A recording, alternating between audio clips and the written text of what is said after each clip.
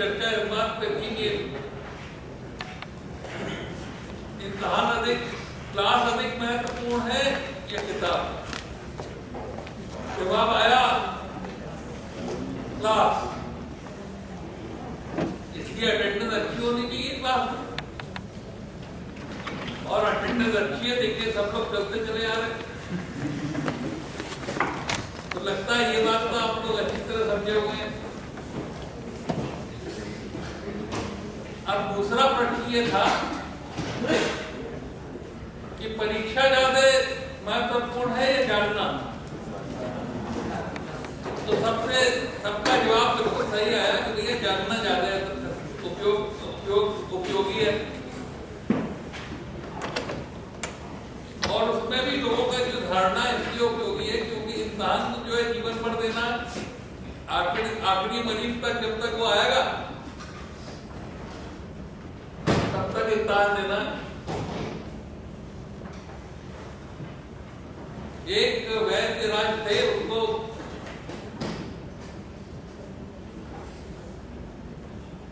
यमराज के दर्शन हो गए। तो यमराज से उन्होंने कहा कि देखिए आपको दिखना तो नहीं चाहिए था, पर आप दिख गए तो हम जब की शिकायत कर देंगे। यमराज ने कहा भैया शिकायत मत करिएगा, आप वरदान मांग लीजिए। तो वैद्य जी ने वरदान ये मांगा कि जो मरने वाला हो उसको हम पहचान लें। उन्होंने कहा ठीक है, जो मरने वाला उसके सर पे की तरफ खड़े दिखेंगे, वो जो बच जाएगा रोगी उसके पैर की तरफ खड़े दिखेंगे। इसलिए वैद्य जी जो थे फुट प्रोग्नोस्टिशियन हो गए। उनको पता चल जाता था कि ये वाला मरने वाला है, ये वाला जीने वाला। तो वो क्या करते थे कि जो मरने वाला होता था उसको जो है पड़ोसी को रेफर कर देते थे। धीरे धीरे करके कंपटीशन खत्म हो गया और वो जो है अकेले उनका राज्य हो गया पूरे डॉक्टरी का शहर पे। और वैद्यराज जी ने खूब पैसा कमा लिया। अब वैद्य जी जो थे उनके मरने की बारी आई तो यमराज उनके सर पर गिरे। उन्होंने तुरंत पलटा खाया, कर दिए वैद्यराज की तरफ। अब वहां से गायब होकर फिर सर पे दिखे। तो थोड़ी देर में घड़ी की सुई की तरह वैद्यराज जो है पलंग में चक्कर काटने लगे। आखिर में लड़कों ने बांध दिया उनको पलंग में और फिर उनके जो है ऊपर जाके निश्चित हो गया। तो ये जो है वैद्यराज की कहानी है जिन्होंने प्रोग्नोसिस जो है वो पता कर ली। यमराज उनको प्रोग्नोसिस बता देते। तो हम लोग भी जो है वो प्रिडिक्ट करने की कोशिश करते हैं। जिसको बीमारी हो जाएगी इसलिए बचा दो, जिसको बीमारी हो गई तो इसमें कॉम्प्लिकेटेड हो जाएगा, बन जाएगा, इसलिए ये कर लो, प्रोग्नोसिस हो गई। इसको ये उपचार दिया तो ये इसका इलाज सफल होगा या नहीं होगा, तो ये प्रोग्नोसिस हो गई। हर समय हम लोग कॉज और इफेक्ट के चक्कर में फंसे रहते हैं। आपको हमारा कॉज इफेक्ट का क्लास याद है? कॉज इफेक्ट वाला क्लास याद है? कॉजेलिटी वाला नहीं याद है, भूल गए। अरे जिसमें हमने टेबल बना के एक्सेल शीट पे दिखाई थी, हैं? याद है ना? अब हम लोग फिर से वो वाला एक बार टेबल बनाने की प्रैक्टिस कर लें।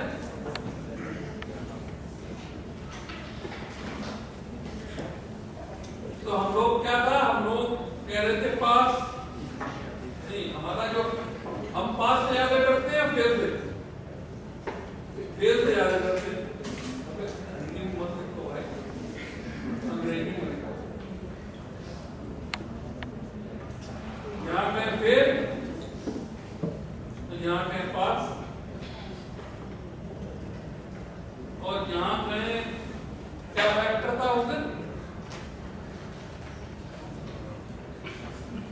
फैक्टर था जेंडर बायस नहीं करना चाहिए, लड़का लड़की मामला नहीं करना चाहिए। कोई कॉजल फैक्टर बताओ भाई।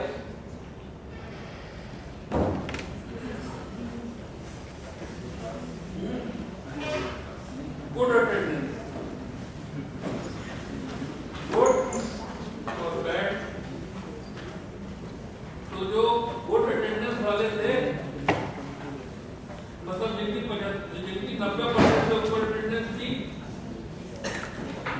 वो मान लीजिए हमारे पास 70 थे। तो जिनकी बैड अटेंडेंस थी वो मान लीजिए 30 थे। तो 70 में 60 पास हो गए। तो 60 नहीं, 10 फेल हुए। और जो 30 वाले थे उसमें लेटर से 15 फेल हो गए। ठीक, तो पास कितने हुए इसमें, और इसमें कितने पास हुए? ठीक, ये 2/2 टेबल बन गई। अब हमारी रिस्क टू फेल अटेंडेंस वालों में कितना है? 10 is equal to some bracket खोला, दिख रहा है ना सबको? ये बड़ा कर दो।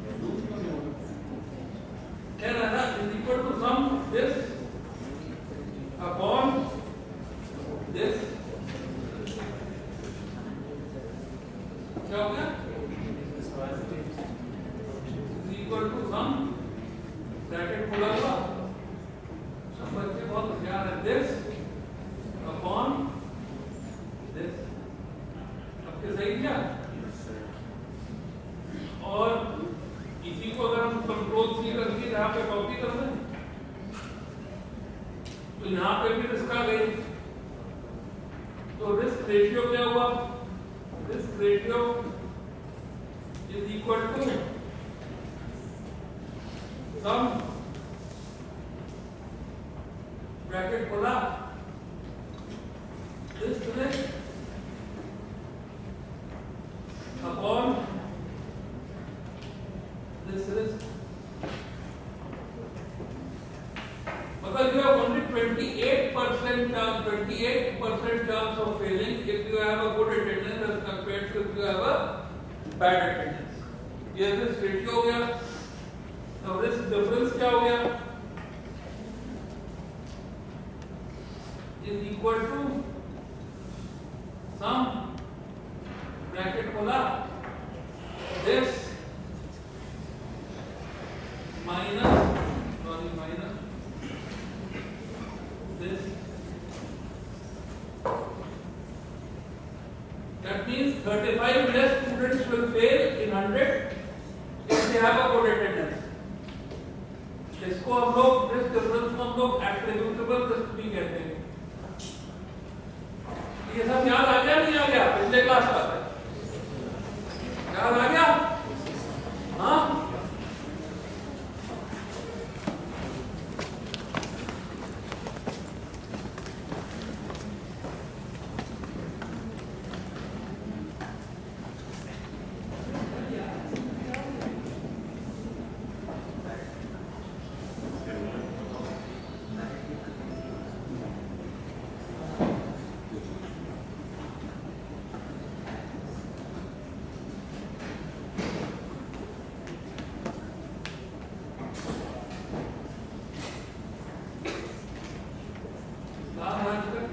डेट क्या है? 20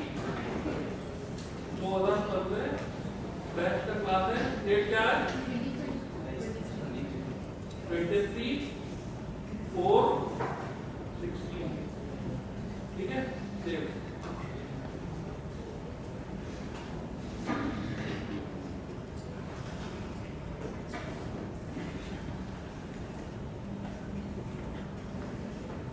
अब ठीक है ना?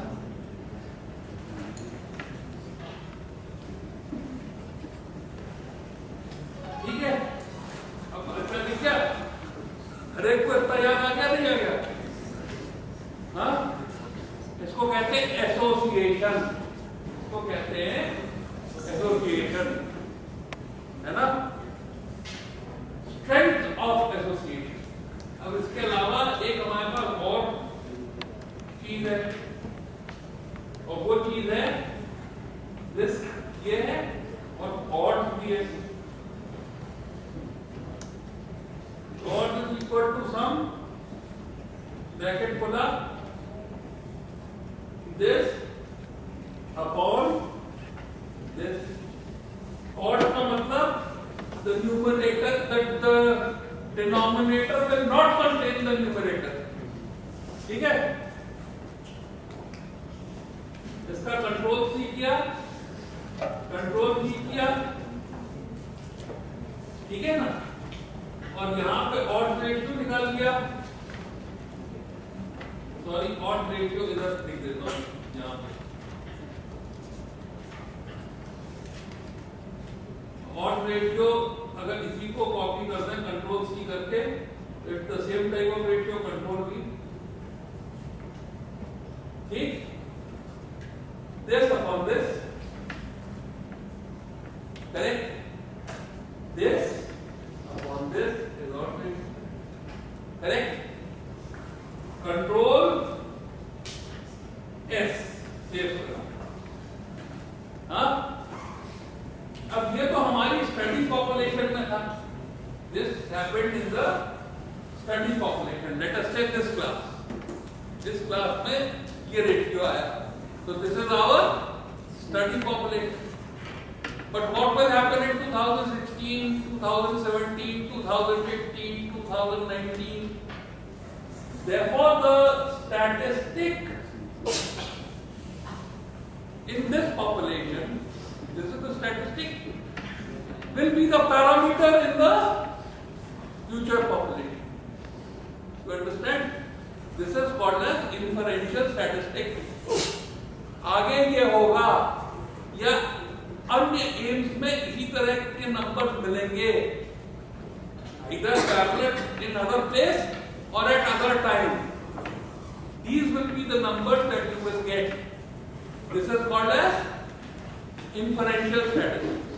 This is called as inferential statistics. So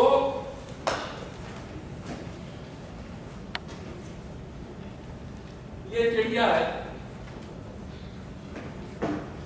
और इसके ऊपर आपने ये एक राइफल बुलेट पे चलती है,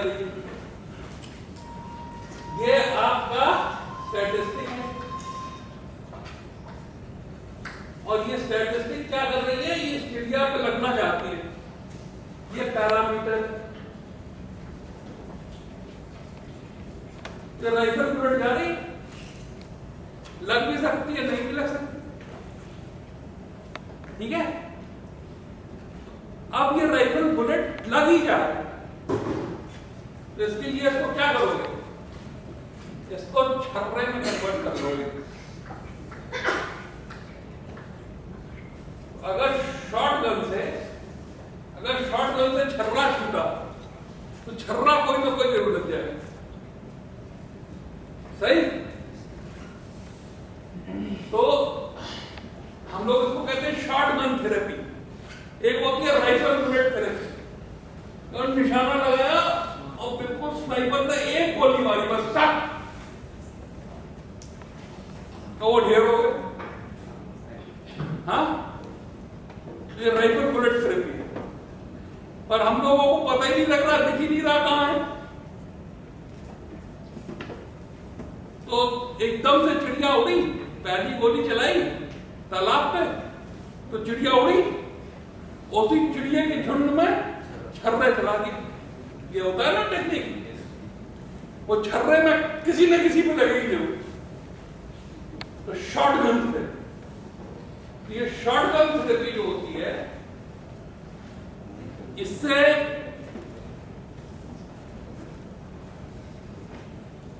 एक नंबर नहीं है sir, it is not a point estimate. ये नहीं है कि ऑड्स रेशियो, रिस्क रेशियो 0.28 होगा, रिस्क रेशियो 0.28 होगा, इस क्लास में है, आगे के 100 क्लासेस में होगा 0.28 होगा point estimate.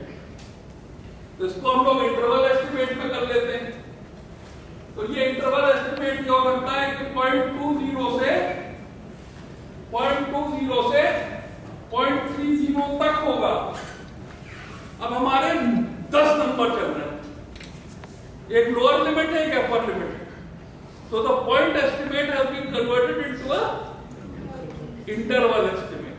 The point estimate has been converted into an interval estimate.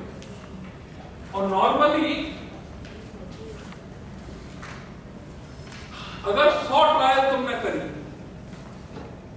हाँ, तो कभी पॉइंट एस्टिमेट 0.28 आएगा, कभी 0.27 आएगा, कभी 0.29 आएगा, कभी 0.26 आएगा।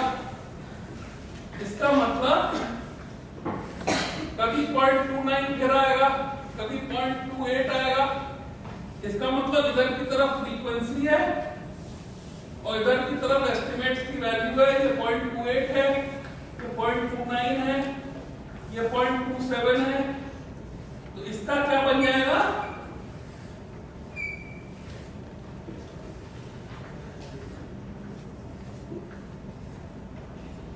अगर ये इंटरवल छोटे छोटे हैं तो दिस विल बिकम अ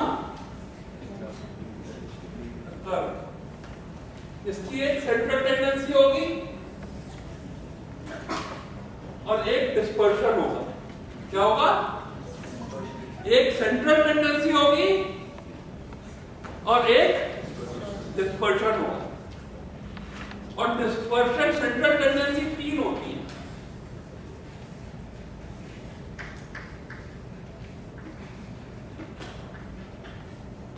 एक होती है मीन, एक होती है मीडियन और एक होता है मोड। ठीक है? तो सेंट्रल टेंडेंसी क्या होती है? 3 होती है। किसी भी एस्टिमेट, किसी भी स्टैटिस्टिक की, स्टैटिस्टिक किस पे है? स्टैटिस्टिक स्टडी पॉपुलेशन पे है। और पैरामीटर कहां है? यूनिवर्स में। किसी ने नापा नहीं है, खाली ये कहने की कोशिश कर रहे हैं कि क्योंकि ये क्लास 2015 का क्लास बाकी क्लासों के सिमिलर होगा, इसलिए उसमें भी यही नंबर मिलेंगे।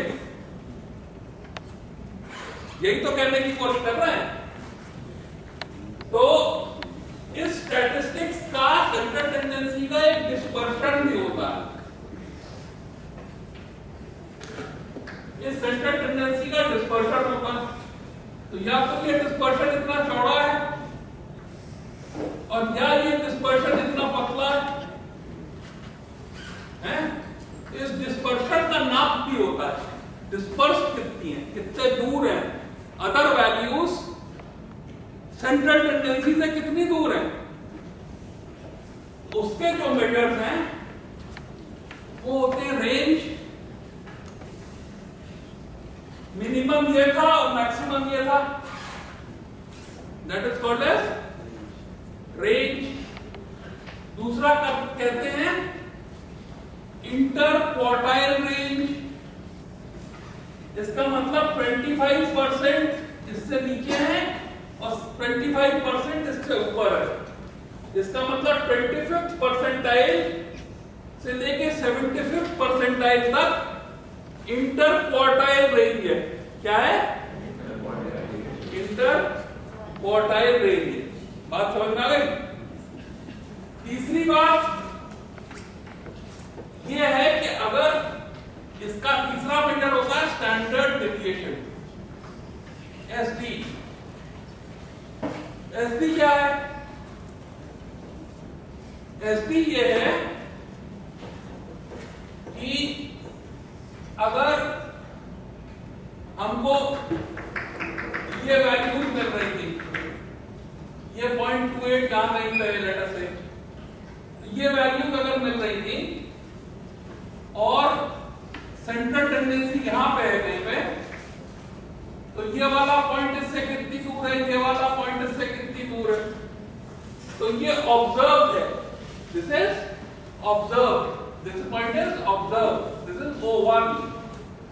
और इस पॉइंट के नीचे ये वाली जो सेंट्रल टेंडेंसी है ये एक्सपेक्टेड है। ऑब्जर्व पॉइंट 1 के लिए एक्सपेक्टेड ये है, तो observe minus expected is the error, is the error. तो error can be positive and error can be negative. So to take off that sign, you make it square.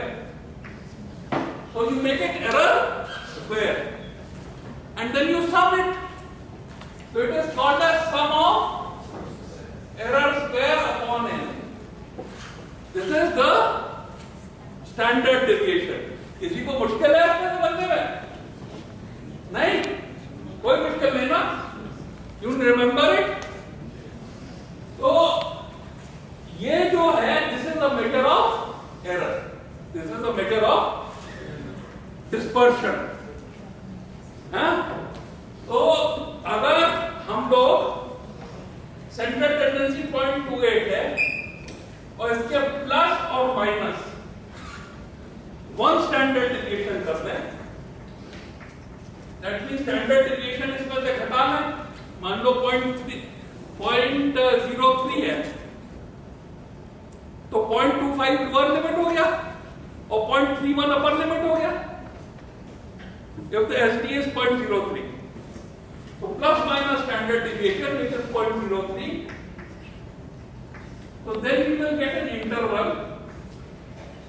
We will get an interval of mean minus plus minus 1 standard deviation. And the rule is that if the distribution is normal, 68% of the values, 68% of the readings will be within this interval. अगर हम इसको 1.96 times standard deviation करते हैं, then 95% values will be within this range. So that mean or a central tendency plus minus 1.96 times standard deviation is equal to 95% confidence limits, is equal to 95% confidence interval. तो हमने point estimate को interval estimate को बदल दिया, rifle bullet को shotgun में बदल दिया। अब I am 95% confident that in 100 subsequent batches the values will range between this and this. इसलिए in that 2x2 table that you see, you should not only report the point, which is the magnitude of association, but also the significance, which is the interval estimate of that association. Now let us see how we come to where we can get an interval estimate of odds ratio. हम लोगों को interval estimate odd ratio और risk ratio का हम कैसे निकालें? ठीक, चलो भाई इसको चलाओ।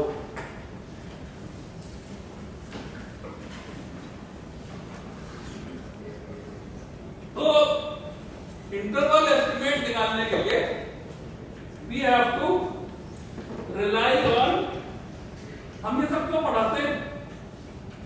हम ये सब इसलिए पढ़ाते हैं कि जब हम यहां से चले जाएं तो भी सीएम सिंह हमको बुलाते रहे।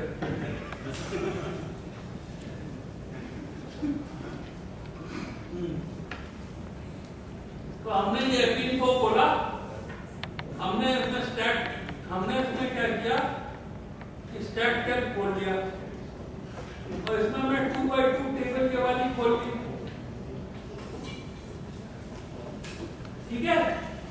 और इसमें कौन से नंबर थे, वो नंबर जरा बताना भाई।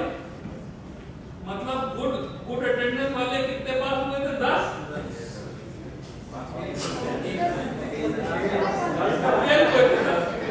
सॉरी।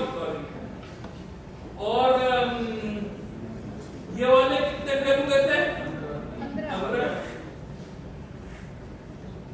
तो यहाँ पे कितने पास हुए थे? 60 पास हुए थे।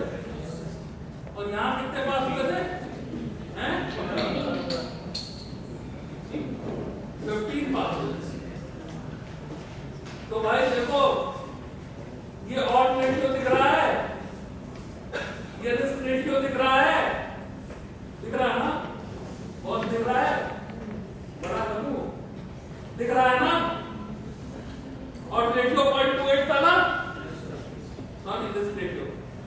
और ये तुम्हारे जो है लोअर और अपर लिमिट क्या दिख रही है? Confidence interval. और ये क्या दिख रहा है? पी वैल्यू, काई स्क्वायर से पी वैल्यू दिख रही है।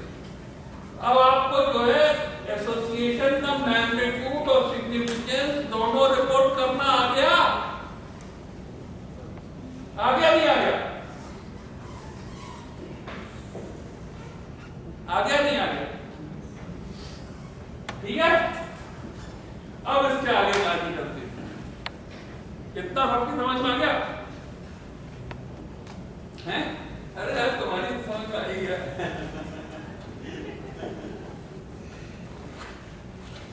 हम तुमको ये कहना चाह रहे हैं कि कम्युनिटी मेडिसिन बहुत इंटरेस्टिंग ब्रांच है यार, बोरिंग ब्रांच नहीं है, पढ़नी चाहिए है?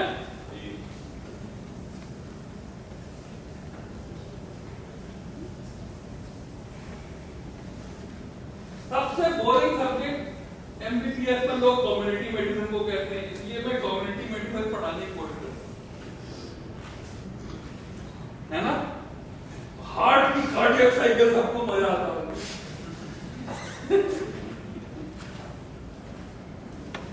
हम कहते हैं ये जो है सारी जनता में जो कार्डियक साइकिल चल रही है वो भी इंपॉर्टेंट है, नहीं? पॉपुलेशन में, कम्युनिटी में। चलो भाई आगे चलते।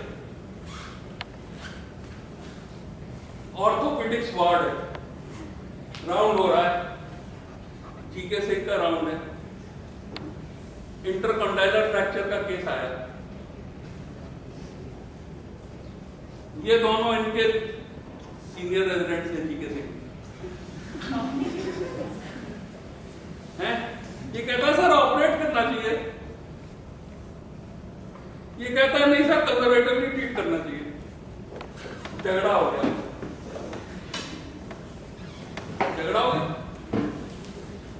अब जीके सिंह के पास क्या हो, दोनों नाराज ना हो भाई, नहीं तो पोस्ट ऑपरेटिव पेशेंट से जीके सिंह की बुराई करेंगे, है ना?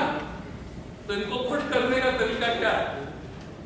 इनसे कहेंगे भैया लिटरेचर दिखाओ यार, एविडेंस दिखाओ, ऐसे थोड़े हैं। तो ये एविडेंस देखने दोनों लाइब्रेरी में गए, और ये जो थे ये वाले कंजर्वेटिव वाले, ये वाली एविडेंस ढूंढ लाई। इन्होंने एक स्टडी ढूंढ लाई, और स्टडी में ऑपरेटिव ट्रीटमेंट यहां, कंजर्वेटिव ट्रीटमेंट यहां, और ऑपरेटिव ट्रीटमेंट यहां। उन्होंने कहा सर रैंडमाइज कंट्रोल ट्रायल थी, नहीं रैंडमाइज कंट्रोल ट्रायल नहीं थी, आरसीटी नहीं थी, आरसीटी को हिट करने की हम में दम नहीं है, ठीक है? ये ले आए, ये क्या किया इन्होंने? रेट्रोस्पेक्टिव सारे केसेस आपके एम्स पटना में जितने ऑपरेट हुए थे, डिपार्टमेंट ऑफ ऑर्थोपेडिक में सबकी हिस्ट्री बना के ले आए। तुम्हारा नाम क्या है? तो राजशेखर, ये राजशेखर जो थे इनका डाटा है। राजशेखर ने कहा कि हेलो, ये 60 में गुड था और 10 में बैड था, और ये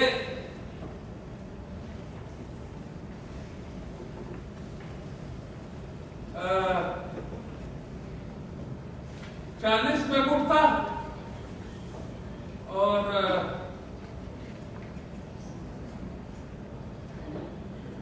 मैं 20 ज्यादा हो जाएगा तो 20 में बैठता ऐसे थोड़े जस्ट खाली ऐसे नंबर में हरा थोड़े रहे।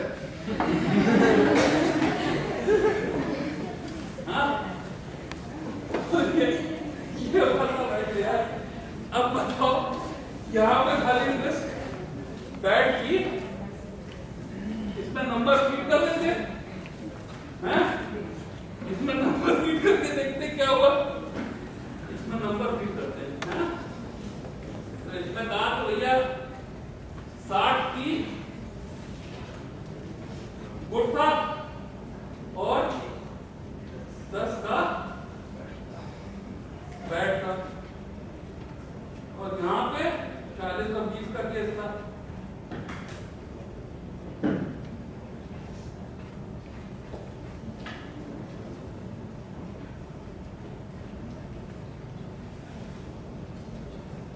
तो भैया इन्होंने कहा दादाजी 3 times और 1.2 times रिस्क गुड रिजल्ट की जा रहे हैं इन कंजर्वेटिव को।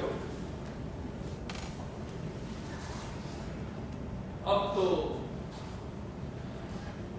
कितने लोग इनकी तरफ है आज शेखर की तरफ कंजर्वेटिव करें ऑपरेटिव करें हैं? कंजर्वेटिव के फेवर में हाथ उठा दो यार पहले तो देखें कितने लोग। कोई लोगों ने बहुत जोर से हाथ उठाया पर ये जो कछुआ था, कछुआ और रस्सी आ रही है ना हिरन था ये माना नहीं, वो हिरन नहीं था खरगोश माना नहीं। इसने कहा कि सर ये तो बिल्कुल बेवकूफी की बात कर रहा है।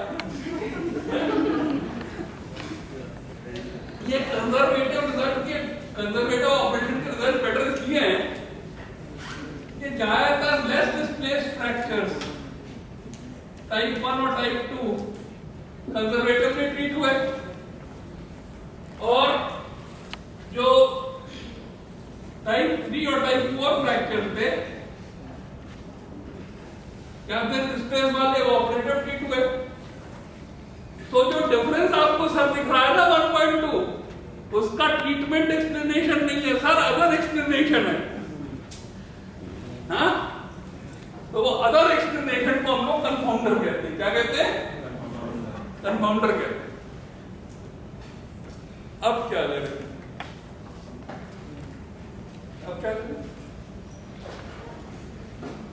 इसमें एक जो है स्पैनर डाल दिया इसकी थ्योरी में, राजशेखर की थ्योरी में उसने जैसे बहुत तेज पहिया घूमने लगा उसमें आपने एक रिंच फेंक दिया तो क्या होगा?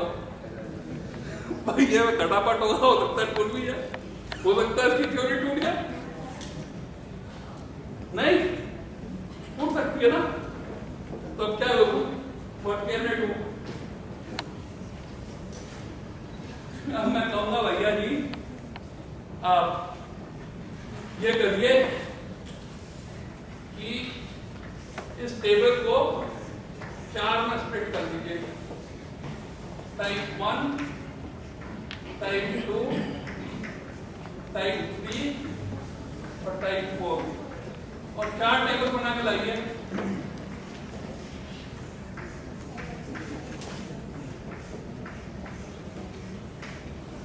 और यहां पे जो है रिस्क रेशियो इसका लिखिए, ये लिखिए, ये लिखिए और ये लिखिए RR4 और ये देखिए कि अगर ये रिस्क रेशियो होमोजेनस है, सिमिलर आ रहे हैं तो इनका एडजस्टेड रेशियो क्या है? एडजस्टेड क्या है? Now this is adjusted for what? It is adjusted for type of fracture. Type of fracture को कांस्टेंट रख के 2/2 टेबल बनाइए हजूर। और फिर देखिए रिस्क रेशियोस, अगर सिमिलर है तो उनको ग्रुप कर दीजिए, अगर सिमिलर नहीं है तो उनको अलग अलग रिपोर्ट करिए। जैसे कि आपको पता होगा टाइप 1 फ्रैक्चर में क्या होता है, टाइप 2 में क्या होता है, टाइप 3 में क्या होता है, टाइप 4 में क्या होता है, और अगर सिमिलर है तो आप ग्रुप कर दीजिए। तो ये एडजस्टेड रिस्क, ये एडजस्टेड ऑड्स रेशियो कंफाउंडर को कंट्रोल करने का तरीका है। हाँ, और इसको कहते हैं स्ट्रैटिफाइड एनालिसिस। इसको क्या कहेंगे? तो ये जो स्ट्रैटा 1 दिख रहा है ना तुम्हें, यहां पे स्ट्रैटा 1 दिख रहा है, ये स्ट्रैटा 2, स्ट्रैटा 3, स्ट्रैटा 4, और इसके बाद तुमको क्या दिखेगा? ये समरी रिजल्ट्स मिलेंगे। ये जो है ये एडजस्टेड वैल्यूज है। ये क्या उनकी वैल्यूज आएंगी यहाँ पे? एडजस्टेड वैल्यूज आएंगी। तो इस एनालिसिस को क्या कहते हैं? स्ट्रैटिफाइड एनालिसिस कहते हैं। और stratified analysis is meant to deal with confounders, is meant to deal with. And what are confounders? Confounders are other explanations of results.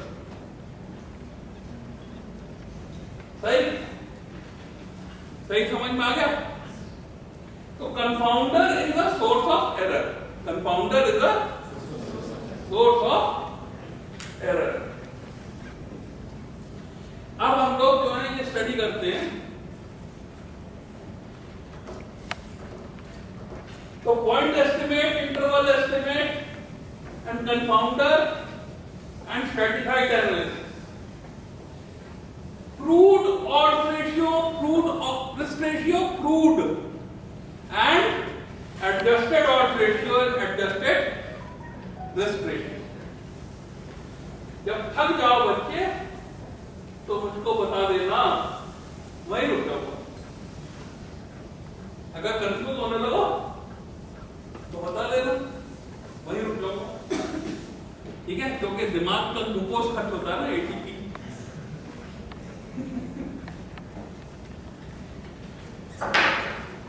रेटोफिकेशन नहीं है, सारा समझना है, कंसेप्ट है। हाँ, it is like physics, it is not like chemistry और biology. हाँ, mathematics is concept, बहुत ग्लूकोज खर्च होता है।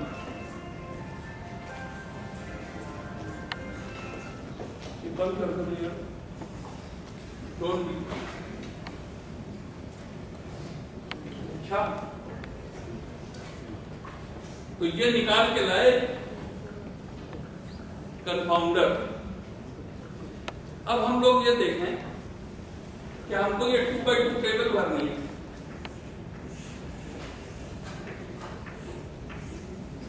तो अगर हमको 2x2 टेबल भरनी है तो एक्सपोजर प्लस एक्सपोजर माइनस,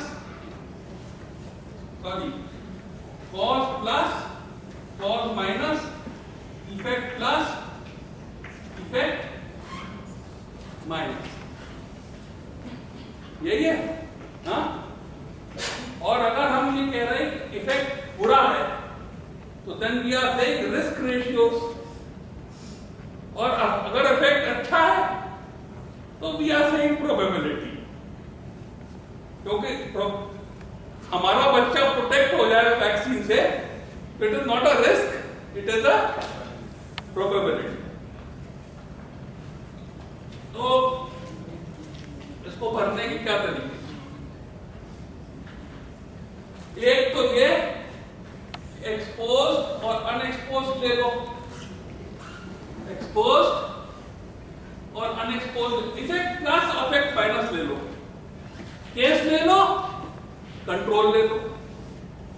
इसको आप केस कहोगे, इसको कहोगे कंट्रोल।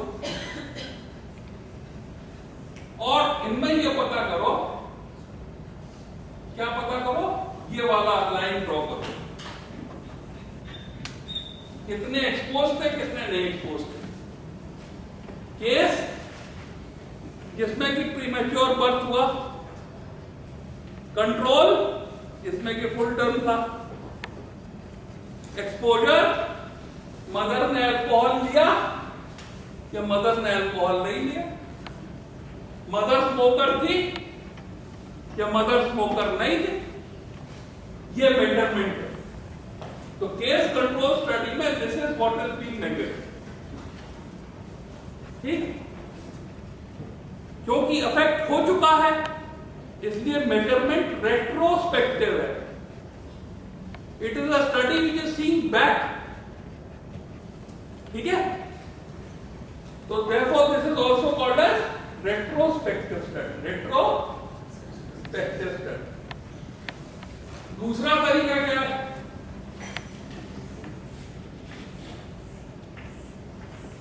दूसरा तरीका है एक्सपोज अनएक्सपोज का कोहॉर्ट ले लो, एक्सपोज अनएक्सपोज का कोहॉर्ट ले लो, उसमें उनको follow it up forward in time and try to find out in which effect occurred,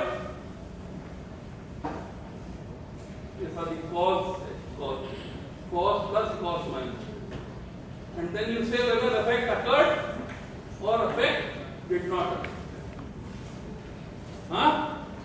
So there you are taking a cohort, you are taking a cohort, and therefore these are called as cohort studies, ठीक है, ठीक है, समझ में आ गया। and you are following them forward in time.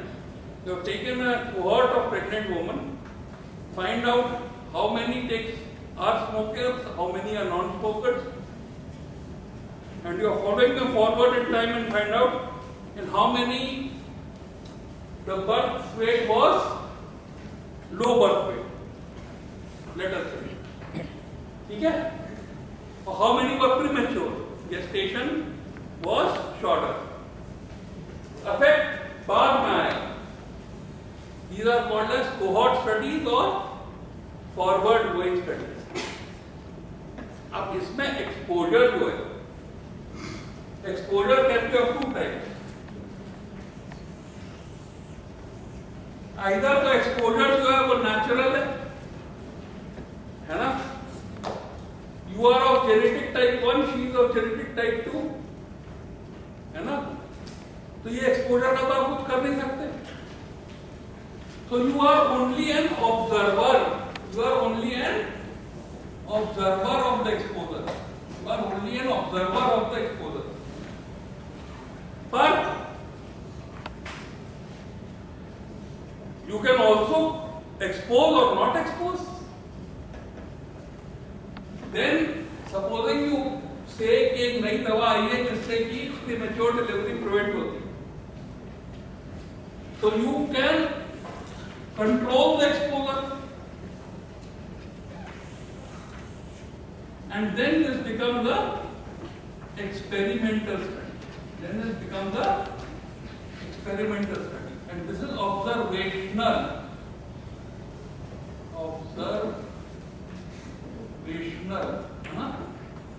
so there are two types of studies, observational and experimental। Experimental studies are always forward going, whereas observational studies can be backward going or can be forward, so they can be case control or cohort। Observational studies can be case control or cohort, but experimental studies are always forward going, always forward going। So now, which do you think involve ethics? Ethics किसमें? ये है, इसमें ethics है। E for experimental and E for ethics।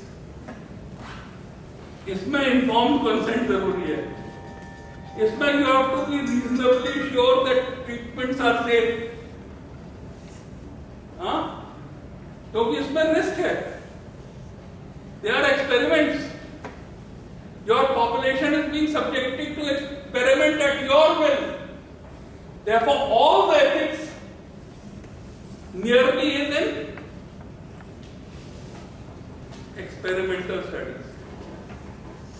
And I think there should be a separate class of ethics in research.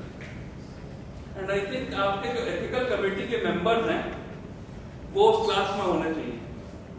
इसलिए मैं अपनी वाणी को यहां पे एथिक्स पे रोक देता हूं. और यदि कोई प्रश्न हो अभी तक तो वो प्रश्न पूछने की छूट आपको दे दो. बताइए, लास्ट 5 मिनट्स में एनी क्वेश्चन?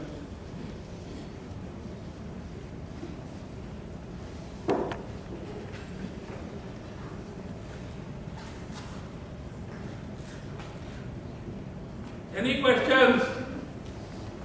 कुछ ना समझ में आया हो या तो पढ़ाया बहुत अच्छा और या पढ़ा ठीक से नहीं. प्रश्न?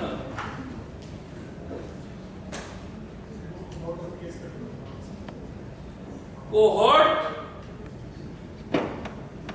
जिनमें अफेक्ट नहीं हुआ है उस कोहॉर्ट ऑफ स्टडी पॉपुलेशन को आगे लेके जाना और उसमें अफेक्ट हो या ना हो ये पता करना.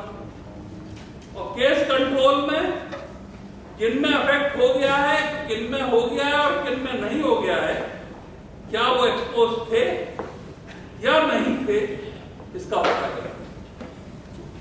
ठीक है. अब एक चीज और बहुत इंपॉर्टेंट बता देते हैं आप. चलिए यहां पे मामला ही खत्म कर देते हैं पूरा.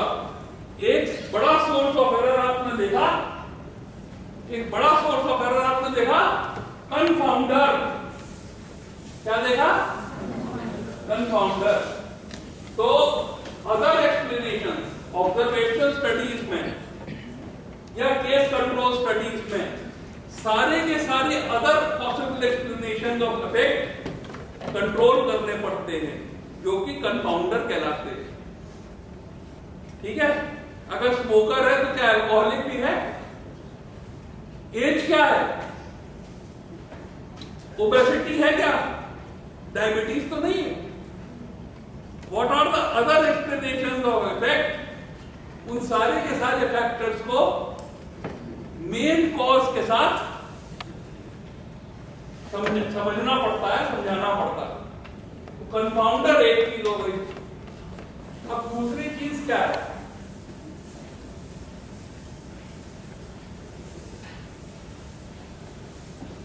दूसरी चीज है बायस. BIAS, बायस. हाँ,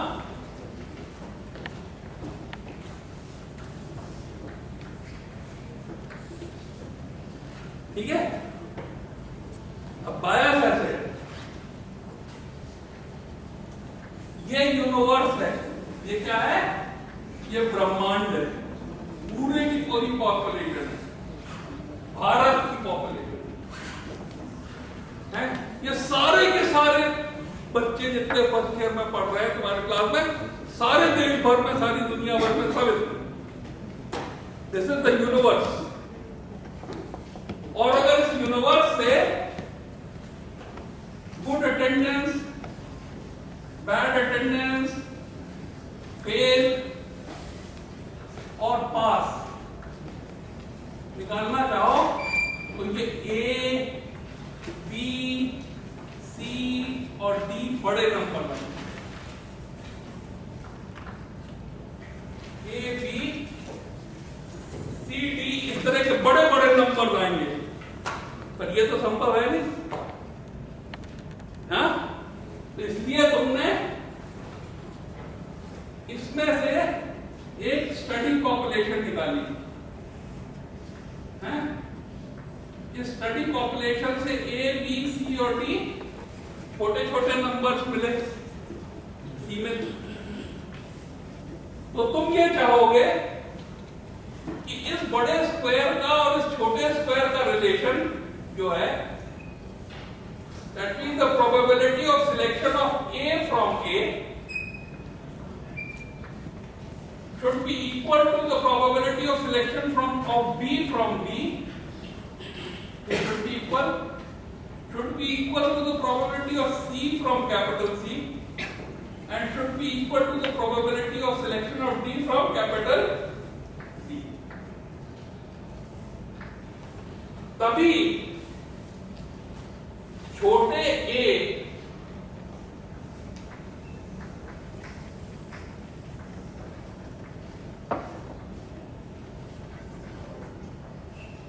से इससे छोटी रिलेटिव रिस्क निकलेगी, इससे छोटी रिलेटिव रिस्क निकलेगी जो कि स्टैटिस्टिक है,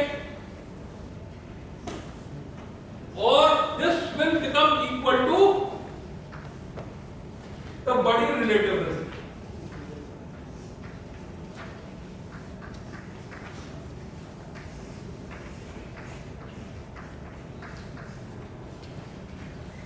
ठीक है.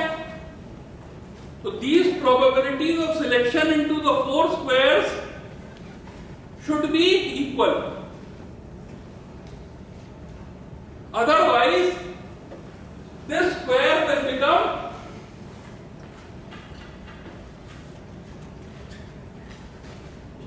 wrong. ये जो बड़ा स्क्वायर है, ये वाला स्क्वायर अगर हमने ऐसे डाल दिया,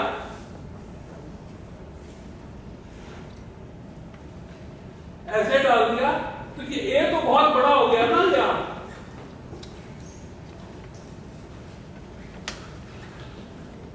है ना. तो this bias is called as selection bias. You have taken the study population from the universe wrongly. इसका बहुत ग्रॉस एग्जाम्पल है, वो ये एग्जाम्पल है कि लोगों ने एक टर्शरी केयर सेंटर था न्यूरो साइंसेस का, उससे ये स्टडी किया कि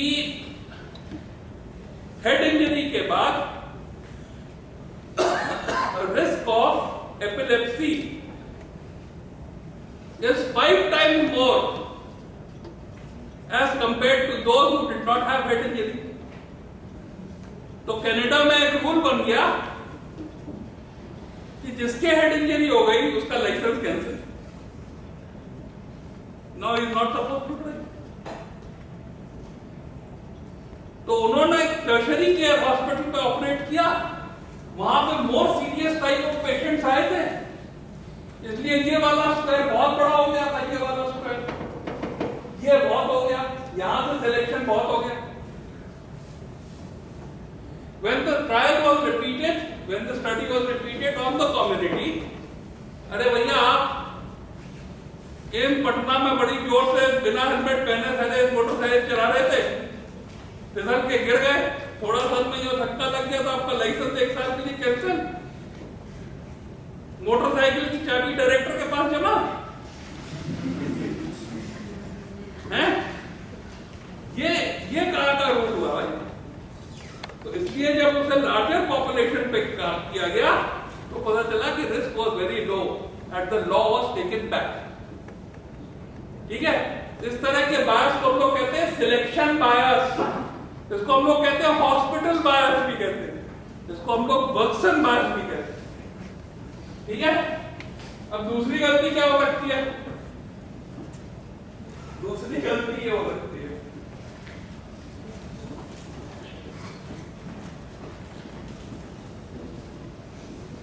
चलो इधर ये सिलेक्शन बात समझ में आ रही. अब दूसरी गलती ये हो सकती है कि डॉक्टर साहब जो कंजर्वेटिव ट्रीटमेंट के फेवर में थे, डॉक्टर साहब ऑपरेटिव ट्रीटमेंट के फेवर में थे. डॉक्टर साहब जो थे ऑपरेटिव ट्रीटमेंट को जिताना चाहते थे, तो इनकी शक्ल देख के मरीज इनको खुश करने का तरीका समझ गया. तो जैसे ही मरीज इनके पास आता था उनका हजूर आप तो भगवान है, देखिए इतना चल रहा है इंटरकंटेनर है. तो इन्होंने क्या किया कि इन्होंने ऑपरेटिव ग्रुप में ये वाली लाइन जो यहां होनी चाहिए थी गुड रिजल्ट वाली, वो यहां खींच दी.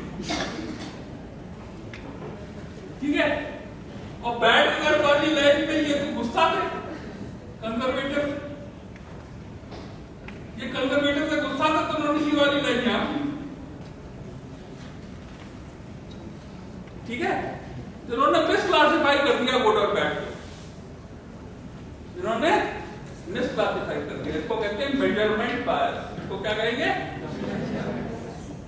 तो ये मेजरमेंट बायस इफेक्ट पे भी हो सकता है और ये मेजरमेंट बायस कॉज पे भी हो सकता है, और इसका इलाज है ब्लाइंडिंग। इसका इलाज है ब्लाइंडिंग।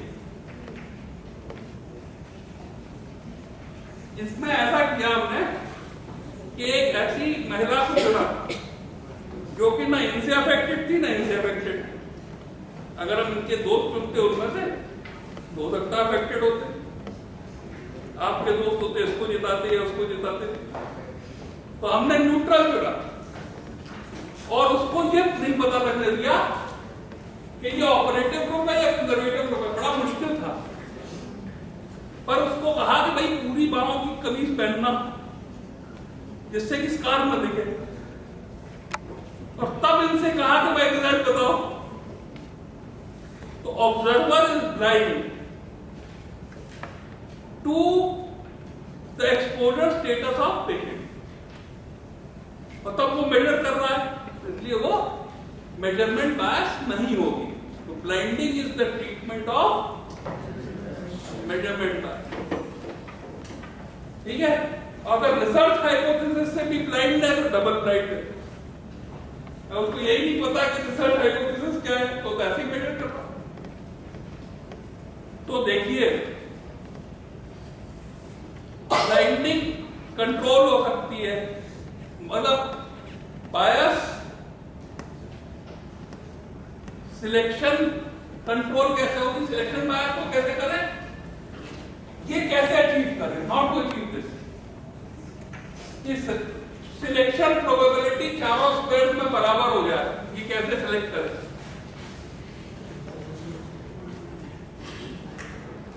पहली बात तो किससे कर रहे हो, तो सफिशिएंट सैंपल साइज होना चाहिए, है ना। उसके बाद पॉपुलेशन जो कह रहा है पॉपुलेशन से होनी चाहिए, हॉस्पिटल से नहीं होनी चाहिए। और तीसरा सिलेक्शन रैंडम होना चाहिए। कैसा होना चाहिए? रैंडम होना चाहिए। रैंडम सिलेक्शन अगर है तो selection of everybody from is equal. अगर हम रैंडमली सिलेक्ट कर रहे हैं तो रैंडमली में तुम सब में से किसको सिलेक्ट कर लेंगे, it is the probability is equal. तो द जवाब of a selection bias is random selection. The जवाब of a measurement bias is blinding. ठीक है, मेरे ख्याल से अब जो है ये कंपाउंडर और बायस, मेजरमेंट बायस और सिलेक्शन बायस, ऑड्स रेशियोज और रिस्क रेशियोज, पॉइंट एस्टिमेट्स और इंटरवल एस्टिमेट्स, बहुत सारे नए नए टर्म्स हमने आज आपको इंट्रोड्यूस कर दिए। Thank you.